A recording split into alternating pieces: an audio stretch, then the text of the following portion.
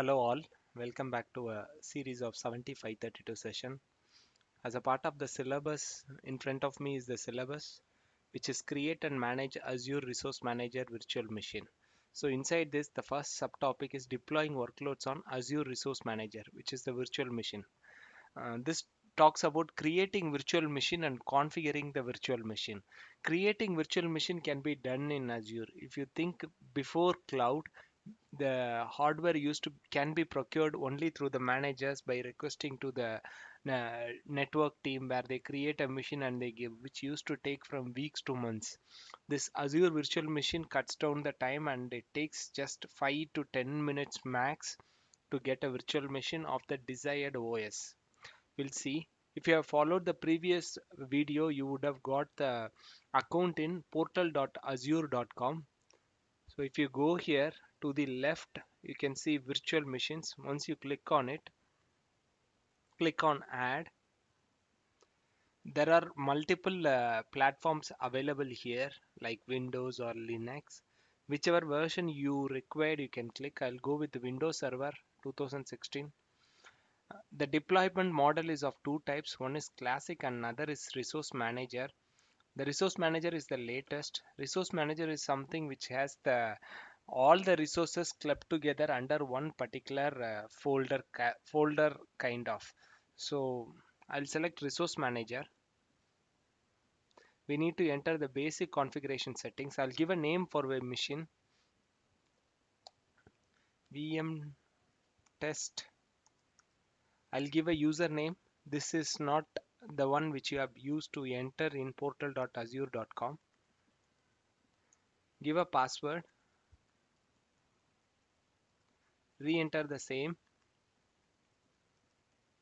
I have used my subscription, Visual Studio Enterprise. I used to give the resource group name and the name of the virtual machine as same so that it helps me to delete or club resource together which can be used to delete.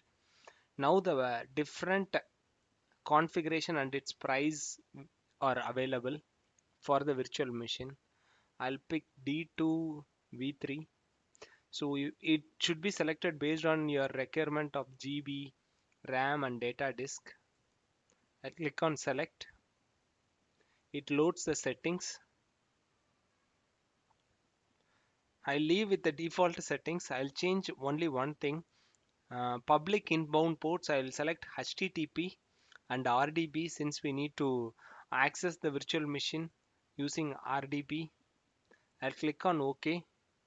So it takes validation. It does the validation. Once the validation is passed, create button is enabled. I'll click on it. The deployment has started. I'll pass on here and I'll come back once the machine is created. As you can see, the virtual machine is created. I'll click on the resource group. This is the one which we have created. You can see multiple resources available here.